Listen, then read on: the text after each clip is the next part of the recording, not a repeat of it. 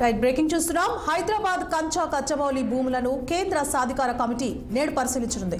కాసేపట్లో హైదరాబాద్ సెంట్రల్ యూనివర్సిటీకి central empowered committee వెళ్లనుంది. HCU పరిధిలో ఉన్న 400 ఎకరాలకు సంబంధించి ఏం జరిగిందనే దానిపై క్షేత్రస్థాయి పరిశీలన చేయనున్నారు. అలాగే జరిగిన నష్టంపై అంచనా వేయనుంది ఎంపవర్డ్ కమిటీ బృందం. ఈ బృందంలో 2 కేంద్ర ప్రభుత్వ అధికారులు, న్యాయ పర్యావరణవేత్తలు, ఆయా రంగాలకు చెందిన వారు ఉన్నట్లుగా సమాచారం. మా political bureau chief Ram phone line లో అందిస్తారు. రామ్, సువర్ణ, ఏదైతే ఖచ్చితంలోని పంచకచ్చితంలోని హైదరాబాద్ పెద్ద ఎత్తున దుమారం లేకుంది. ఇటు అధికార కాంగ్రెస్ పార్టీ, ప్రధాన ప్రతిపక్ష పార్టీలైన టీఆర్ఎస్, బీజేపీ, ఇతర రాజకీయ పార్టీల మధ్య దుమారం లేకుందని కనుక్కోవాలి. 400 ఎకరాల భూమి విషయంలో దీనిపై ప్రతిపక్షాలు మండిపడంతో పాటు ఏకంగా కేంద్రంలోని బీజేపీ సంబంధించిన మంత్రికి రాష్ట్ర బీజేపీ ఎంపీలు వెళ్ళి ఫిర్యాదు కూడా చేస్తారు. కేంద్ర ప్రభుత్వం కూడా ఆరా తీసింది. వైపు రాష్ట్ర ప్రభుత్వం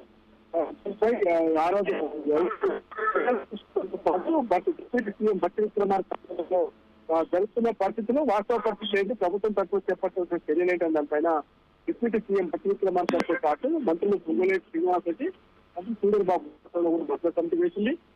అయితే ఈ విషయంలో సుప్రీంకోర్టు ఏదైతే సహజంగా తీర్పిచ్చిందో, సహజంగా ఇచ్చిన తీర్పు నేపథ్యంలో తాత్కాలికంగా అక్కడ పనులు ఆపేయాలని చెప్పింది. మొన్న ఈ నెల 16వ తేదీన కూడా కట్టగచ్చిపోని భూముల విషయంలో ప్రభుత్వం తరఫున అఫిడవిట్ కూడా దాఖలు చేయాలని చెప్పింది. ఈ నేపథ్యంలోనే వైపు మంత్రుల కమిటీ, ఇతర పర్యావరణవేత్తలు, ఇతర మేధావులు, ప్రజా సంఘాలు, అన్ని స్వతంత్ర సంస్థలు కూడా దానిపైన అనేక విషయాలు, అనేక రూపాల్లో మాట్లాడుతుండగా కేంద్ర సాధికారిక కమిటీ కూడా నియమించగలిగింది. కేంద్ర సాధికారిక కమిటీలో సిద్ధాంత ఏదైతే అటవీ శాఖల సాధికారిక కమిటీ చైర్మన్ సిద్ధాంత దాస్ సాధారిక కమిటీకి చైర్మన్ గా ఉన్నారు.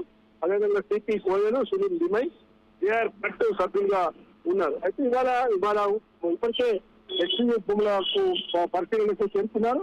ఇవాళ రేపు 2 రోజుల పాటు అక్కడ హైదరాబాద్ లోని హెచ్సియు గంటకచ్చిపోయి సాగులు చేసిన భూముల విషయంలో ప్రభుత్వం ఇప్పటికే చేపట్టే చర్యలు, అసలు వస్తున్న ఇబ్బందులు ఏంటి, స్వతంత్ర సంస్థలు అందరికీ ఫిర్యాదుల పైన కూడా 2 రోజుల పాటు వాళ్ళు అధ్యయనం చేసేందుకు సాధికారిక కమిటీ పరిగణిస్తుంది. ఇప్పటికే హైదరాబాద్ సెంట్రల్ యూనివర్సిటీ భూములకు పరిశీలనకు చేరుకున్నారు.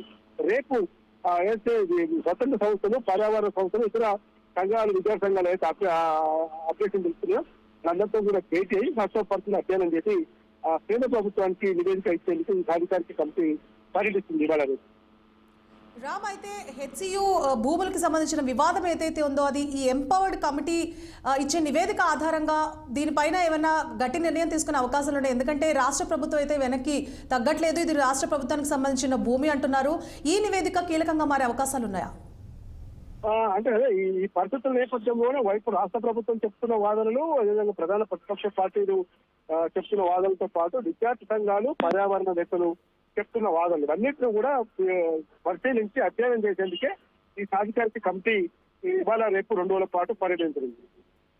Right, thank you for the updates Ram.